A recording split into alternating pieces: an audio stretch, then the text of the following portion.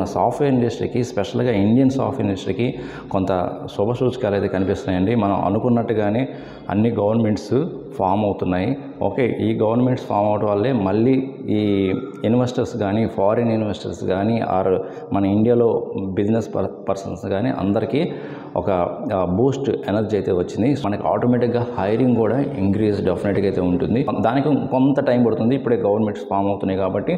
And ఇంకోటి ఏంటంటే ఈ రెండింగ్లో కూడా యుఎస్ ఎలక్షన్స్ కూడా జరిగి యుఎస్ కూడా ఒక మంచి ప్రెసిడెంట్ కానీ సెలెక్ట్ చేసుకున్నాయంటే డెఫినెట్గా మన ఇండియన్ ఐటీ ఇండస్ట్రీకి కూడా చాలా అంటే చాలా బెనిఫిట్ అండి. ఎందుకంటే మనకి ఎక్కువ వచ్చే ప్రాజెక్ట్స్ కూడా యుఎస్ నుంచి కాబట్టి, సో యుఎస్ మార్కెట్ కూడా చాలా గ్రోత్ ఉండాలి. అప్పుడే మనకి ఇండియన్ ఐటీ ఇండస్ట్రీలో ఇంకా హ్యూజ్ ఓపెనింగ్స్ వస్తాయి. ఇంతకుముందులాగా ఎలాగైతే ఓపెనింగ్స్ ఉన్నాయో అలా వస్తాయి.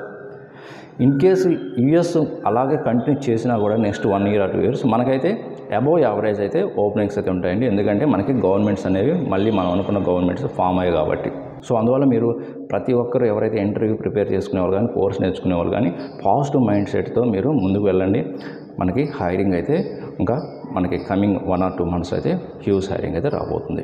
సో మీకు ఇంకా ఏదైనా ఐటీ రిలేటెడ్ డౌట్స్ కావాలంటే మన ఈ luckyhitehub.com వెబ్సైట్ వెళ్ళండి. కెరీర్ గైడెన్స్ అనే ఆప్షన్ ఉంటుంది.